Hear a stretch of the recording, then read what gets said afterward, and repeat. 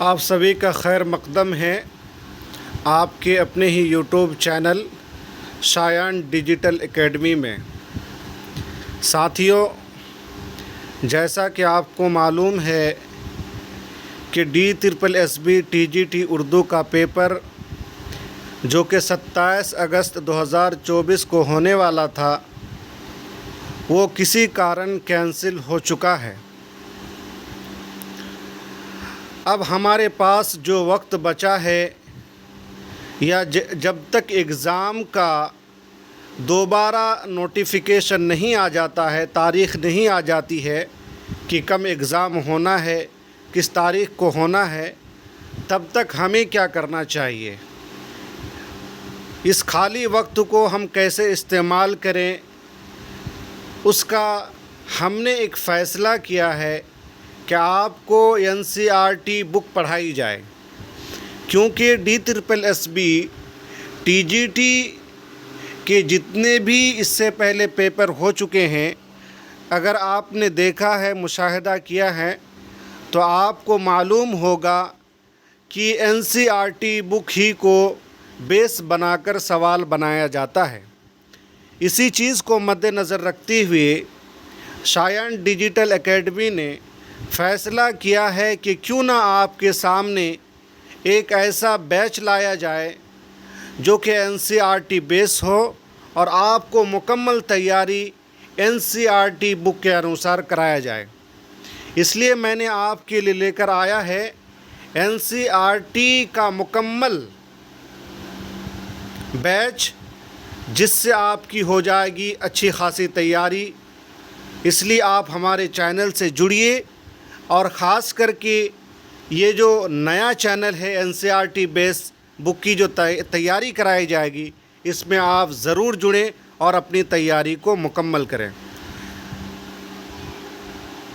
یہ NCERT بک جو کہ اردو زبان و ادب کی تاریخ کے نام سے ہے، اس کتاب میں بہت سارے ابواب ہیں۔ اگر آپ اس پوری کتاب کا ایک مرتبہ جائزہ لے لیتے ہیں، اس کو پڑھ لیتے ہیں، تو مجھے امید ہے کہ آپ ایگزام میں اچھا نمبر لے کے TGT DSSB کا دہلی گورنمنٹ کا استاد بن سکیں گے، معلم بن سکیں گے۔ اس لیے آج میں نے آپ کے لیے لے کر آیا ہے باب نمبر 1، جو کہ ہے اردو زبان کا آغاز و ارتقاء سے متعلق۔ تو آج ہم اس باب کو پڑھنے کی کوشش کریں گے۔ تو چلیے شروع کرتے ہیں بلا کسی تاخیر کے آج کی پہلی کلاس۔ دوستو، زبان سماجی زندگی میں اظہار و ترسیل کا سب سے مؤثر ذریعہ ہے۔ اس میں جو اہم پوائنٹ ہے اسی کی طرف میں آپ کی نشاندہی کروں گا۔ ضروریاتی زندگی نے زبان پیدا کی۔ زبان نے تہذیبی عمل کو ایک خاص سمت مہیا کی۔ ہر جغرافیائی علاقے میں کوئی نہ کوئی زبان ضرور پروان چڑھی۔ اسی لیے ایک ہی ملک میں کئی زبانیں اور بولیاں وجود میں آئیں۔ ہندوستان میں چھوٹی بڑی تقریباً 600 زبانیں بولی جاتی ہیں۔ دیکھیے، یہ اہم پوائنٹ ہے۔ ہندوستان میں چھوٹی بڑی تقریباً کتنی زبانیں بولی جاتی ہیں؟ 600 زبانیں بولی جاتی ہیں۔ دوستو، اس پوائنٹ کو آپ نوٹ کر لیجئے، میں اس کو انڈر لائن کر دیتا ہوں۔ چنانچہ ہندوستان کو زبانوں کا گھر بھی کہا جاتا ہے۔ اسی وجہ سے چونکہ ہندوستان میں تقریباً 600 زبانیں بولی جاتی ہیں، جو کہ کسی بھی ملک میں مجھے نہیں لگتا ہے کہ اتنی ساری زبانیں بولی جاتی ہوں گی، لیکن ہندوستان ہی ایک ایسا ملک ہے جہاں پہ مختلف مذاہب کے ماننے والے لوگ رہتے ہیں، اور مختلف علاقے میں الگ الگ بولیاں بولی جاتی ہیں، زبانیں بولی جاتی ہیں۔ اسی لیے تقریباً 600 زبانیں ہندوستان میں بولی جاتی ہیں، اور اسی وجہ سے ہندوستان کو زبانوں کا گھر بھی کہا جاتا ہے۔ اگر سوال میں آ جائے کہ کس کو زبانوں کا گھر کہا جاتا ہے، اس میں دے دے آپشن میں ہندوستان، بنگلہ دیش، پاکستان، اسی طرح نیپال یا کوئی بھی اور دیگر ملک کا اگر نام آ جائے تو آپ کو ہندوستان ٹک کرنا ہے۔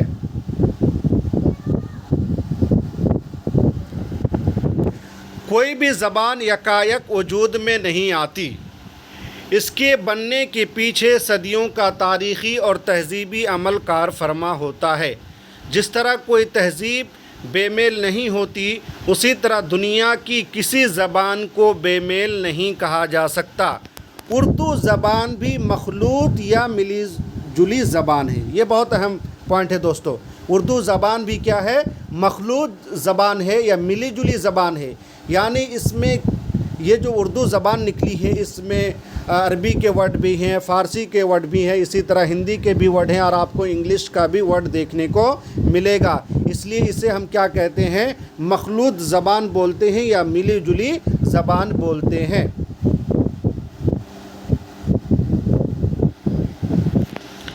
دوسری زبانوں کی طرح اردو زبان بھی صدیوں میں بنی ہے، اور اس کی بناوٹ میں کئی بولیوں اور زبانوں نے حصہ لیا ہے۔ یعنی اردو کی بناوٹ میں کئی بولیوں اور زبانوں نے حصہ لیا ہے۔ اکیلا اردو خود سے وجود میں نہیں آ گئی ہے، بلکہ اس کی بناوٹ میں کئی بولیوں اور زبانوں کا بھی ہاتھ ہے، حصہ ہے۔ 8ویں صدی عیسوی سے 10ویں اور 11ویں صدی عیسوی تک جو مسلمان ہندوستان آئے، ان کا تعلق مختلف علاقوں سے تھا۔ ساتھیوں، 8ویں صدی سے لے کر کے 10ویں اور 11ویں صدی عیسوی تک جو مسلمان مختلف ملکوں سے، مختلف علاقوں سے ہندوستان آئے، ان کا تعلق جو ہے مختلف علاقوں سے تھا، اور وہ مختلف زبانیں بولتے تھے، مختلف بولیاں بولتے تھے، ہے نا۔ ان میں عرب، ایرانی، افغانی اور ترکی تھے، جن کی زبانیں الگ الگ تھیں۔ دیکھیے اس میں جو ہندوستان میں باہر سے آنے والے لوگ تھے، ان میں کون کون تھے؟ عرب کے لوگ بھی تھے، ایرانی بھی تھے، اسی طرح افغانی تھے، ترکی تھے، جن کی زبانیں کیا تھیں؟ الگ الگ تھیں۔ عرب والے الگ زبان بولتے تھے، ایران والے ایرانی زبان بولتے تھے، اسی طرح افغان والے افغانی زبان بولتے تھے، اور ترکی والے ترکی زبان بولتے تھے۔ ایک ہی مذہب کے پیروکار ہونے کے باوجود فکر و خیال اور آدابی زندگی کے لحاظ سے ان میں کافی فرق تھا دوستو۔ گرچہ یہ لوگ ایک ہی مذہب کے پیروکار تھے، لیکن چونکہ مختلف علاقوں سے آئے تھے، مختلف ملکوں سے آئے تھے، اسی وجہ سے ان کی زبانیں کیا تھیں؟ الگ الگ تھیں، الگ الگ زبانیں، بولیاں بولتے تھے۔ مسلمانوں کی آمد کے وقت یہاں پراکرت زبان بولی جاتی تھی۔ یہ بہت اہم پوائنٹ ہے دوستو۔ مسلمان جب یہاں پر نہیں آئے تھے، یعنی اس کی آمد سے قبل جو ہے ہندوستان میں کون سی زبان بولی جاتی تھی؟ یہ اہم سوال ہو سکتا ہے۔ پراکرت زبان بولی جاتی تھی۔ کون سی زبان؟ پراکرت زبان۔ آپ اس کو نوٹ کر لیجئے گا۔ سنسکرت اعلیٰ طبقے تک محدود ہو گئی تھی۔ جو سنسکرت زبان ہے یہ اعلیٰ طبقے تک محدود ہو گئی تھی۔ صرف اس زبان کو بڑے لوگ ہی استعمال کر سکتے تھے، اور دوسرے جو لوگ تھے اس کو یہ زبان استعمال کرنے کی اجازت نہیں تھی، پرمیشن نہیں تھی، وہ لوگ اس زبان کو استعمال نہیں کرتے تھے۔ پراکرتوں نے عوامی میل جول کی زبان کا درجہ حاصل کر لیا تھا، لیکن جو ہے پراکرت جو ہے وہ عوامی بول چال ہو گئی تھی۔ جو چھوٹے چھوٹے لوگ تھے وہ لوگ اس زبان کو استعمال کرتے تھے، بولتے تھے۔ پراکرت زبان۔ یہاں یہ بتانا ضروری ہے کہ ملک کے مختلف حصوں میں جو پراکرتیں مقامی بولیوں کے طور پر رائج تھی، انہوں نے ہی آگے چل کر ایک یا ایک سے زیادہ مستحکم زبانوں کی شکل اختیار کی۔ انہی میں ایک اردو بھی ہے۔ دوستو اس پوائنٹ کو آپ اچھی طریقے سے سمجھ لیجئے، دیکھ لیجئے۔ دنیا کی زبانوں کا سب سے بڑا خاندان ہند یورپی خاندان ہے۔ دیکھیے دنیا کی زبانوں کا سب سے بڑا خاندان ہند یورپی خاندان ہے، یعنی کئی خاندانیں ہیں، تقریباً 8 خاندانیں، لیکن ان میں سب سے بڑا خاندان کون ہے؟ ہند یورپی خاندان ہے۔ اس کو آپ ایک دم بالکل کاپی پر، اپنے مائنڈ پر، اپنے دماغ میں محفوظ کر لیجئے کہ سب سے بڑا خاندان کون ہے؟ ہند یورپی خاندان ہے۔ اسی ہند یورپی خاندان کی ایک مشرقی شاخ ہند آریائی کہلاتی ہے۔ اس ہند یورپی خاندان جو ہے اس کا ایک مشرقی شاخ ہے جو کہ کیا کہلائی؟ ہند آریائی کہلائی۔ ہند آریائی کی ارتقائی شکلیں جدید ہند آریائی زبانیں کہلائیں۔ ہند آریائی کی ارتقائی شکلیں جب یہ پروان چڑھی، اس کو فروغ ملا، یہ ارتقائی شکل اختیار کر لی، تو یہ کیا آگے چل کر کیا کہلائیں؟ جدید ہند آریائی زبانیں کہلائیں۔ دوستوں کیا کہلائیں؟ جدید ہند آریائی زبانیں کہلائیں، جن میں سے ایک اردو بھی ہے۔ یعنی جدید ہند آریائی زبانوں میں ایک زبان کون سی ہے؟ ایک اردو بھی ہے۔ ایک کیا ہے؟ اردو بھی ہے دوستوں۔ تو آپ اس کو صحیح سے دیکھ لیجئے۔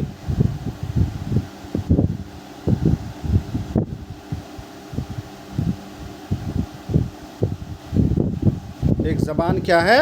اردو بھی ہے۔ ہند آریائی زبانوں کو درج ذیل ادوار میں تقسیم کیا گیا ہے، اور جو ہند آریائی ہے جو زبان ہے اس کو درج ذیل ادوار میں تقسیم کیا گیا ہے۔ آگے آنے والا پوائنٹ جو بہت ہی اہم ہے، اس کو آپ صحیح سے یاد رکھیے گا، دیکھیے گا۔ پہلا دور ہے دوستو قدیم ہند آریائی۔ پہلا دور کیا ہے؟ قدیم ہند آریائی، جس کا زمانہ ہے 1500 قبل مسیح سے 500 قبل مسیح تک کا دور ہے۔ یعنی قدیم ہند آریائی جو ہے 1500 قبل مسیح سے 500 قبل مسیح تک چلا، اور اس میں ویدک سنسکرت یعنی ہند آریائی کی ابتدائی شکل وجود میں آئی۔ تو آپ اس کو نوٹ کر لیجئے گا، ایگزام میں پوچھا جاتا ہے کہ قدیم ہند آریائی کب سے کب تک چلا، یعنی اس کا زمانہ کیا ہے؟ تو 1500 قبل مسیح سے 500 قبل مسیح تک اس کا کیا ہے؟ دور ہے۔ ویدک سنسکرت سے کلاسکی سنسکرت وجود میں آئی۔ یعنی ویدک سنسکرت کے بعد جو ہے، یعنی ہند آریائی کی ابتدائی شکل ویدک سنسکرت تھی، اس کے بعد کلاسکی سنسکرت وجود میں آئی، اور پھر کلاسکی سنسکرت کے بعد پراکرتیں یعنی قدرتی زبانیں وجود میں آئی۔ کلاسکی سنسکرت سے کون سی زبان وجود میں آئی؟ پراکرتیں یعنی قدرتی زبانیں، اور یہ کس عہد میں وجود میں آیا؟ وسطی ہند آریائی میں۔ اس کا دوسرا دور ہے، ہند آریائی کا دوسرا دور کیا ہے؟ وسطی ہند آریائی، جس کا زمانہ ہے 500 قبل مسیح سے 600 عیسوی تک۔ دوستو اس پوائنٹ کو آپ صحیح سے دیکھ لیجئے، 500 قبل مسیح سے 600 عیسوی تک کا زمانہ ہے، اور یہ کون سا زمانہ ہے؟ پراکرتوں کا زمانہ ہے، یعنی اس میں پراکرت زبان بولی جاتی تھی۔ اور پھر دیکھ لیجئے پراکرت یعنی قدرتی زبان سے کون کون سی زبانیں وجود میں آئی، یعنی پراکرت کی قسمیں کون کون سی ہیں؟ پشاچی ہے، اسی طرح ارد ماگدی ہے، شور سینی ہے، اور مہاراشٹری ہے۔ یعنی پراکرت کی یہ شاخیں ہیں، یہ قسمیں ہیں کہہ سکتے ہیں، یعنی پشاچی، ارد ماگدی، شور سینی، مہاراشٹری۔ اور پھر اس میں جو آپ دیکھیں ایرو دیکھ رہے ہیں، یہ شور سینی سے کون سی زبان وجود میں آئی؟ شور سینی اپبھرنش وجود میں آئی ہے۔ شور سینی سے کون سی زبان وجود میں آئی؟ شور سینی اپبھرنش۔ اور پھر شور سینی اپبھرنش سے کون سی زبان وجود میں آئی؟ مغربی ہندی۔ دوستو شور سینی اپبھرنش سے کون سی زبان وجود میں آئی؟ مغربی ہندی۔ سوال میں ڈائریکٹ یہ پوچھ لیا جائے گا کہ شور سینی اپبھرنش سے کون سی زبان وجود میں آئی، تو اس میں دیا رہے گا مغربی ہندی، ہو سکتا ہے کہ شور سینی دے دے، یا مہاراشٹری دے دے، یا پھر ارد ماگدی دے دے، تو آپ کو ٹک کرنا ہے کون سی زبان؟ مغربی ہندی وجود میں آئی۔ اس کے بعد دوستو جو تیسرا دور ہے جدید ہند آریائی۔ جدید ہند آریائی، جس کا زمانہ ہے 600 عیسوی سے 1000 عیسوی تک، یا پھر آپ کہہ سکتے ہیں موجودہ دور تک، جو کس کا زمانہ ہے؟ اپبھرنشوں کا زمانہ ہے، یعنی اس میں اپبھرنشی زبانیں بولی جاتی تھی۔ اپبھرنشی زبانیں بولی جاتی تھی، یہ آپ اس کو صحیح سے دیکھ لیجئے گا، یہ بہت اہم ہے۔ اب دوستو مغربی ہندی کی بھی 5 بولیاں ہیں۔ مغربی ہندی کی 5 بولیاں ہیں، جیسے کھڑی بولی ہے۔ کون سی زبان ہے؟ کھڑی بولی ہے، बांगड़ू या हरियाणी है, या इसको जाटू भी कहते हैं। हरियाणी को क्या कहते हैं? जाटू भी कहते हैं, बांगड़ू भी कहते हैं और हरियाणी भी कहते हैं। इसी तरह ब्रज भाषा है, बुंदेली है, कन्नौजी है, ये किस किस्में हैं? मगरिबी हिंदी की किस्में हैं। और इसमें जो फिर लकीर नीचे दिया हुआ है, जो एरो मार्क लगाया है खड़ी बोली के नीचे, यानी उर्दू और हिंदी जो है खड़ी बोली ही से निकली है। उर्दू और हिंदी किससे निकली है? खड़ी बोली से निकली है। अगर सवाल में आ जाए कि उर्दू या हिंदी किस ज़बान से निकली है, तो आप सीधे ऑप्शन में लगा दीजिएगा खड़ी बोली से। आप बांगड़ू या फिर ब्रज या बुंदेली या कन्नौजी नहीं लगाएंगे, बल्कि किससे लगाएंगे? किसे लगाएंगे? खड़ी बोली को लगाएंगे। तो ये था दोस्तों हिंद आर्याई के 3 अदवार, यानी कदीम हिंद आर्याई, इसी तरह जदीद हिंद आर्याई और वस्ती हिंद आर्याई। कदीम हिंद आर्याई का दौर, जैसा कि मैंने आपको दिखाया, 1500 कब्ल मसीह से 500 इस कब्ल मसीह तक का ज़माना है। इसी तरह वस्ती हिंद आर्याई, जिसका ज़माना है 500 कब्ल मसीह से 600 ईस्वी तक का ज़माना, जो कि प्राकृतों का ज़माना है। इसी तरह जदीद हिंद आर्याई, जिसका ज़माना है 600 ईस्वी से लेकर के 1000 ईस्वी तक का ज़माना, जिसमें अपभ्रंशों का ज़माना कहा जाता है, यानी ये ज़बानें उसमें बोली जाती थी। इसको याद रखिएगा आप सही से। अब आगे चलते हैं दोस्तों। कदीम हिंद आर्याई को वैदिक और क्लासिकी संस्कृत के नामों से मौसूम किया जाता है। जैसा कि आपने कदीम हिंद आर्याई में पढ़ा कि वैदिक और क्लासिकी संस्कृत के नामों से मौसूम किया जाता है। किसको? कदीम हिंद आर्याई को, या इसका दूसरा नाम भी आप कह सकते हैं कि कदीम हिंद आर्याई को वैदिक और क्लासिकी संस्कृत का नाम भी दिया जाता है। वस्ती हिंद आर्याई ज़बानों को प्राकृत के झेल में लिया जाता है। वस्ती हिंद आर्याई को किस में लिया जाता है? प्राकृत के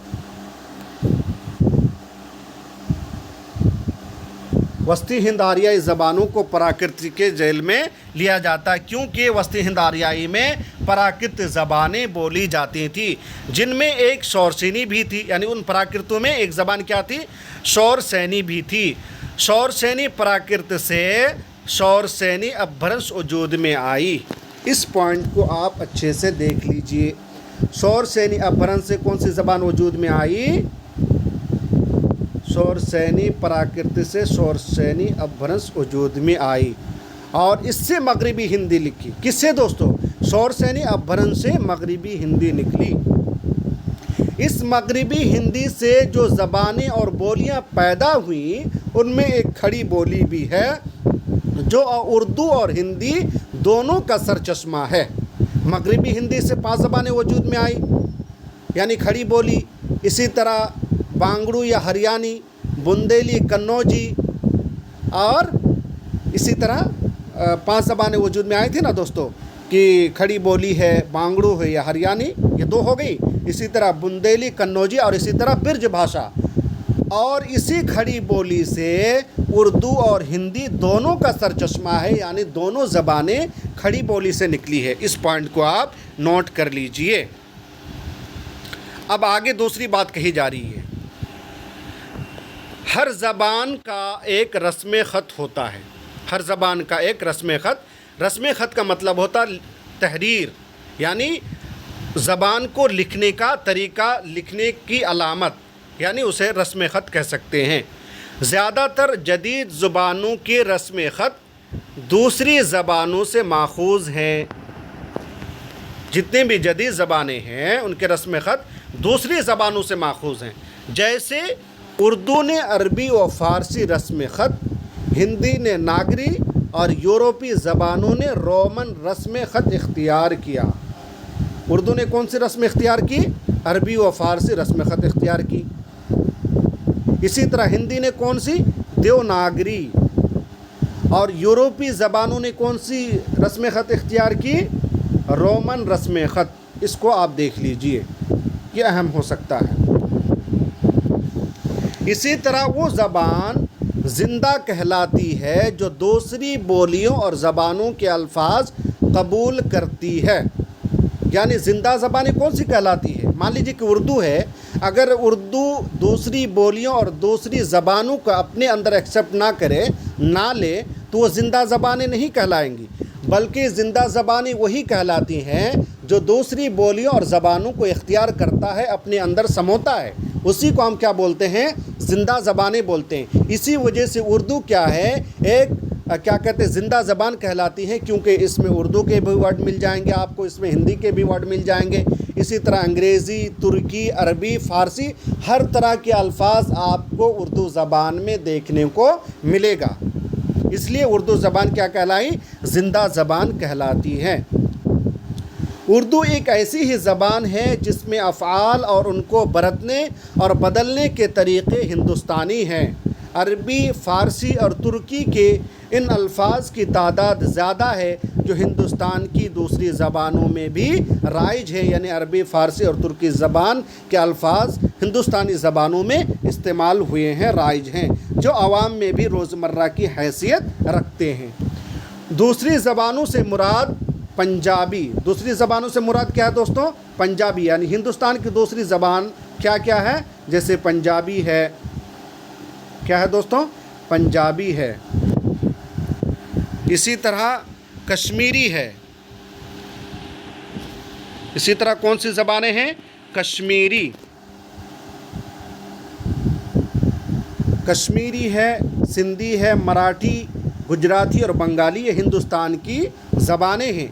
पंजाबी, कश्मीरी, सिंधी, सराइकी और पश्तो का यानी पश्तो का रस्म ख़त उर्दू से मिलता जुलता है।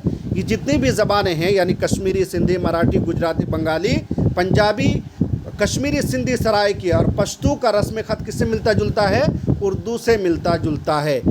और पंजाबी ज़बान जो है, पंजाबी गोरमुखी में भी लिखी जाती है। किस में लिखी जाती है दोस्तों, गोरमुखी में लिखी जाती है। आपसे सवाल पूछा जा सकता है कि पंजाबी किस रस्म ख़त में लिखी जाती है, तो आप जवाब दीजिएगा गोरमुखी में भी लिखी जाती है। रस्म ख़त के फ़र्क के बावजूद उर्दू और हिंदी के क़वायद के उसूल तकरीबन एक जैसे हैं। देखिए, रस्म ख़त का फ़र्क है, लेकिन बावजूद इसके उर्दू और हिंदी के क़वायद के उसूल तकरीबन एक जैसे हैं। यानी रस्म ख़त हिंदी का देवनागरी है, देवनागरी लिपि में लिखा जाता है, और उर्दू जो किस में लिखा जाता है, अरबी, फ़ारसी या ख़त्ते नस्तालिक में लिखा जाता है। दोनों का रस्म ख़त अलग है, लेकिन इनके जो उसूल हैं, क़वायद हैं, एक दूसरे से मिलता जुलता है। इस पॉइंट को आप नज़र रखिएगा, याद रखिएगा।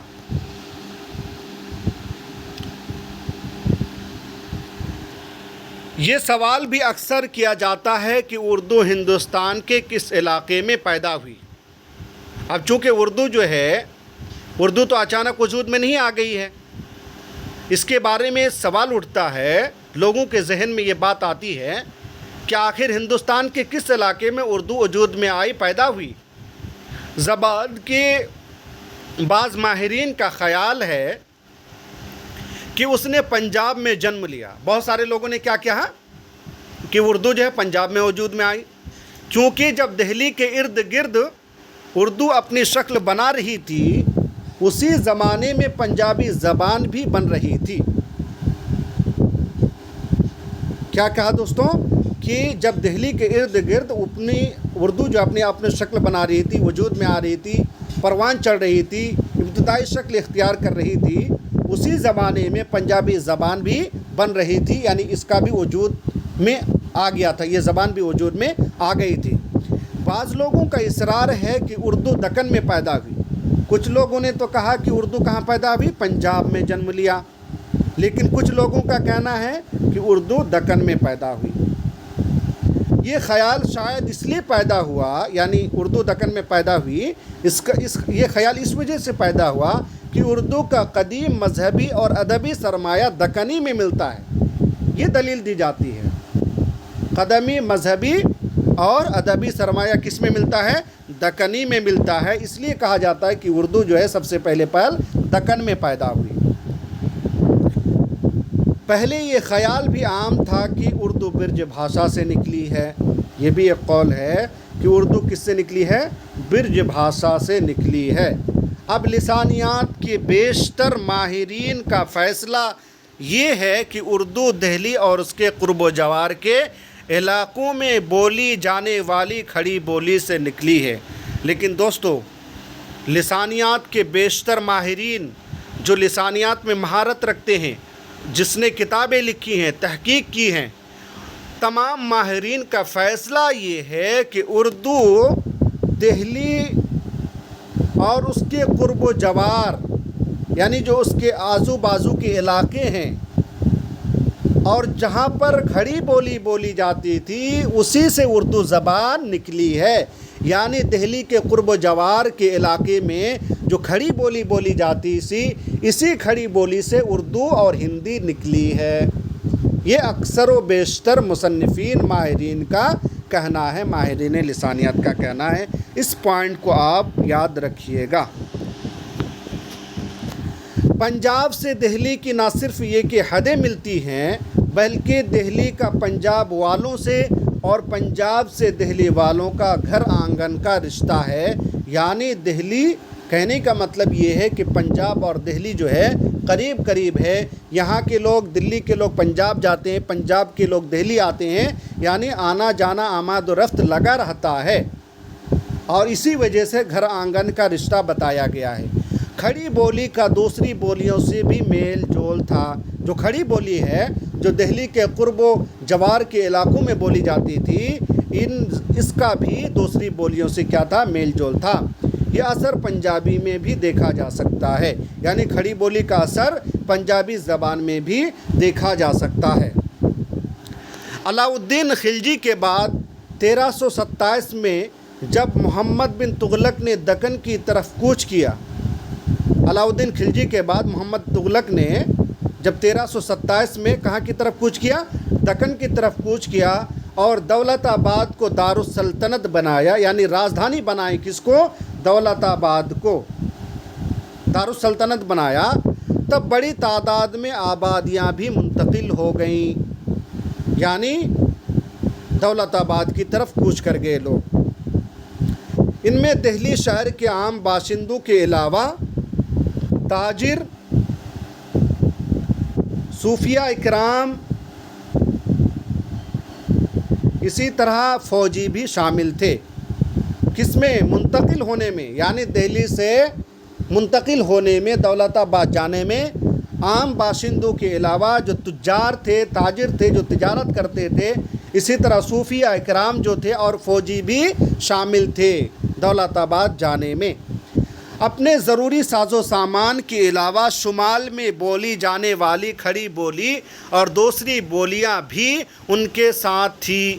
یعنی جو شمالی ہند میں جو عام باشندے تھے، اسی طرح تاجر، صوفیہ اکرام یا دیگر لوگ، یہ لوگ کیا بولتے تھے؟ کھڑی بولی بولتے تھے اور دوسری زبان بولتے تھے۔ تو جو بولتے تھے یہ لوگ لے کر کے وہ زبانیں دولت آباد کی طرف گئے لے کر کے۔ اردو ان سے فائدہ اٹھا رہی تھی۔ اردو زبان جو ہے انہی تمام شمالی ہند میں بولنے والی زبانوں سے کیا کر رہی تھی؟ فائدہ اٹھا رہی تھی۔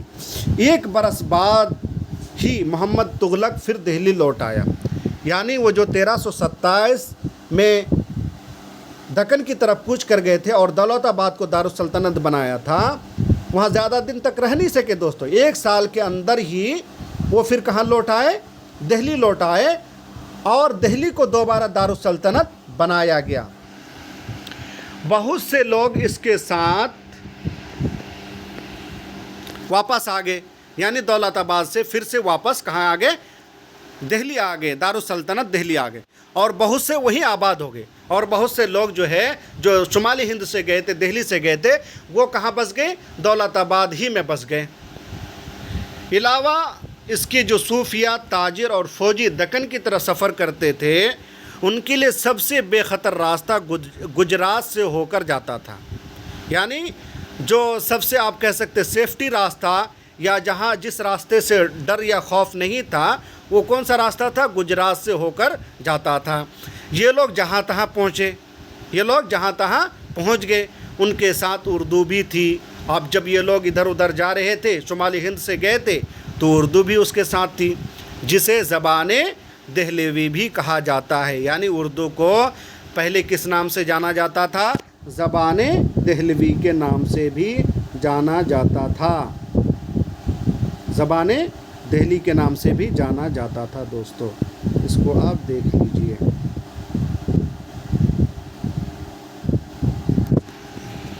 ایک منٹ دوستو، اس کو کیا بولا جاتا تھا؟ زبان دہلوی، یعنی اردو کا قدیم نام جو ہے وہ کیا ہے؟ زبان دہلوی بھی ہے۔ گجرات پہنچ کر اردو کا رشتہ وہاں کی مقامی بولی کے ساتھ قائم ہوا۔ جب لوگ وہاں پہ پہنچے تو زبان اردو بھی وہاں پہنچی، کہاں؟ گجرات، اور وہاں کی مقامی بولی کے ساتھ ان کا رشتہ قائم ہوا اردو کا، اور وہ گجری کہلائی، یعنی اردو کیا کہلائی؟ گجری کہلائی۔ ایک نام یہ بھی ہے اس کو یاد رکھیے گا۔ جہاں شمال میں برج، اودھی، ہریانی اور پنجابی بولیوں کے ساتھ اس کے لسانی رشتے مضبوط ہوئے، وہیں وہ جنوب کی دوسری مقامی بولیوں کے ساتھ گھل مل گئی۔ یعنی شمال اردو جو ہے شمال میں برج، اودھی، ہریانی اور پنجابی بولیوں کے ساتھ ان کے لسانی رشتے تو مضبوط ہو ہی رہے تھے، لیکن جب لوگ گجرات گئے اور وہاں پہ اردو زبان گئی تو وہاں کی مقامی زبانوں سے بھی اردو زبان کا کیا ہونا شروع ہو گیا؟ تال میل شروع ہو گیا، میل جیل شروع ہو گیا، یعنی کہ دوسری بولیوں کے ساتھ گھل مل گئی۔ اس امر کی بھی اہمیت ہے کہ جو صوفیہ اکرام یا بادشاہ یا فوجی دوسرے ملکوں سے ہندوستان آئے وہ یہیں کے ہو کر رہ گئے۔ جو صوفیہ اکرام یا بادشاہ یا فوجی دوسرے ملکوں سے ہندوستان آئے وہ یہیں کر ہو کر رہ گئے، یعنی ہندوستان ہی کے ہو کر رہ گئے۔ ان کے رہن سہن کے طریقوں، ان کے رسومات اور خیالات نے یہاں کی زندگی پر گہرا اثر ڈالا۔ چونکہ دوستو تو جو صوفیہ اکرام یا بادشاہ یا فوجی دوسرے ملکوں سے ہندوستان آئے تھے، چونکہ وہ یہاں آ کر بس گئے تھے، اب چونکہ ان کے رہن سہن کے طریقے الگ تھے، رسومات اور خیالات نے یہاں کی زندگی پر گہرا اثر ڈالا، اور یہاں کی تہذیبی زندگی ان کے ذہن و فکروں پر اثر انداز ہوئی۔ اب وہاں کے رہن سہن ہندوستان کے لوگوں پر اثر ڈالی، اور ہندوستان کی جو تہذیب و ثقافت تھی، جو ان کا کلچر تھا، رسم و رواج تھا، ان لوگوں نے بھی ہندوستان کے رسم و رواج کو اختیار کیا، اس کو جو اثر انداز کیا۔ اس طرح اپنی ملکی یا مادری زبان سے رفتہ رفتہ ان کے رشتے کمزور پڑنے لگے۔ جو ان کی مادری زبان تھی ان سے ان کا رشتہ کیا ہونے لگی؟ کمزور پڑنے لگی۔ یہاں کی مختلف بولیوں سے مل کر جو زبان بن رہی تھی اس کو نہ صرف انہوں نے اپنا لیا بلکہ جنوب میں قلی قطب شاہ نے اس زبان میں شاعری کی، قلی قطب شاہ نے اس زبان میں شاعری کی، اور شمال بھاشا میں شاہ عالم ثانی نے برج بھاشا میں دوہے کہے دوستوں۔ شمال بھاشا میں کیا کہے؟ شاہ عالم ثانی نے برج بھاشا میں کیا کہے؟ دوہے کہے۔ یہ وہ زبان تھی جس کا رسم خط عربی و فارسی تھا، لیکن وہ خود ہندوستانی تھی، اس لیے اردو زبان کو کبھی ہندوستانی بھی کہا گیا۔ اس لیے اردو کا ایک نام کیا ہے؟ ہندوستانی بھی ہے۔ ہندی، ہندوی اور زبان دہلوی کے نام سے بھی یاد کیا گیا، لیکن اب اسے اردو ہی کہتے ہیں۔ تو اردو کے آپ نے کتنے نام جانے؟ ہندوستانی کہا جاتا ہے، اسی طرح ہندی کہا جاتا ہے۔ کیا کہا جاتا ہے دوستو؟ ہندی کہا جاتا ہے۔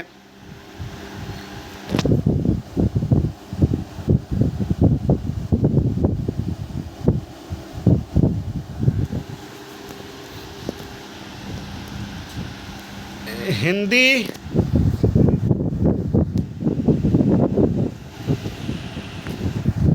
ہندوی اور زبان دہلوی کے نام سے بھی اردو کو جانا گیا، لیکن اب ہم اسے کیا کہتے ہیں؟ اردو ہی کہتے ہیں۔ اردو زبان کی ترویج و اشاعت میں اردو کے ثقافتی اور سماجی اداروں نے اہم کردار ادا کیا ہے۔ اردو زبان کی ترویج و اشاعت میں، اس کے فروغ میں اردو کے ثقافتی اور سماجی اداروں نے بھی اہم کردار ادا کیا ہے۔ ان اداروں میں داستان گوئی، مرثیہ خوانی، مشاعرہ، قوالی، چہار بیت، مجرے اور غزل گوئی، غزل گائیکی اہم ہیں۔ ان اداروں نے اردو ادب کی حکایتی روایت کو بھی پروان چڑھایا ہے۔ اردو مختلف قوموں کے باہم اختلاط سے پیدا ہوئی. اردو کیا ہے؟ مختلف قوموں کے باہم اختلاط سے پیدا ہوئی، جیسا کہ آپ نے اوپر پڑھا. مقامی اور باہر سے آنے والی قوموں کے درمیان رابطے کی ضرورت کے لیے ایک ایسی ملی جلی زبان کی ضرورت تھی جو ان کے درمیان ترسیل کا ذریعہ بن سکے.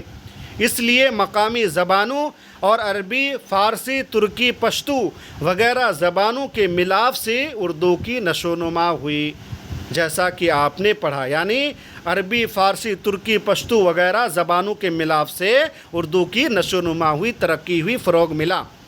خانقاہوں، درباروں اور بازاروں میں اردو کا ارتقاء ہوا. کہاں ارتقاء ہوا دوستو؟ خانقاہوں میں، درباروں میں اور بازاروں میں اردو زبان کو فروغ ملا، ارتقاء ہوئی اور پروان چڑھی. اردو والوں کی مختلف ملکوں میں نقل مکانی نے اسے ہندوستان گیر حیثیت دلائی. یعنی اردو کو جو ایک بہت بڑا مقام ملا، ہندوستان گیر حیثیت دلائی. یہی وجہ ہے کہ وہ کسی صوبے کی زبان نہ ہو کر پورے ملک کی زبان ہے، پورے ملک کی زبان ہے. ایسا نہیں کہ اردو زبان صرف کسی ایک مخصوص ریاست میں، صوبے میں بولی جاتی ہے، بلکہ ہندوستان کی جتنی بھی ریاستیں ہیں، صوبے ہیں، ہر جگہ میں اردو بولی جاتی ہے. یعنی پورے ملک کی زبان کیا ہے؟ اردو ہے. اردو کو بر صغیر ہند و پاک کے بالخصوص سارک ممالک میں رابطے کی زبان بھی کہا جاتا ہے. کس کی زبان کہا جاتا ہے؟ بر صغیر ہند و پاک کے بالخصوص سارک میں جو ممالک شامل ہوتے ہیں، جس میں 7 دیش میرے خیال سے 7 ملک آتے ہیں، ان تمام ملکوں میں رابطے کی زبان بھی کہا جاتا ہے. کس کو؟ اردو کو. اردو ہندوستان میں بہار، یو پی، دہلی اور ہماچل پردیش کے علاوہ بنگال اور آندھرا پردیش کے مختلف اضلاع کی دوسری سرکاری زبان بھی ہے. اردو جو ہندوستان میں بہار، یو پی، دہلی اور ہماچل پردیش کے علاوہ بنگال اور آندھرا پردیش کے مختلف اضلاع کی دوسری سرکاری زبان بھی ہے دوستو. پاکستان میں یہ پہلی سرکاری زبان ہے. اردو کو پہلی سرکاری زبان کا درجہ کہاں ملا؟ یہ پاکستان میں ملا، اور وہاں کی سرکاری زبان کون سی ہے؟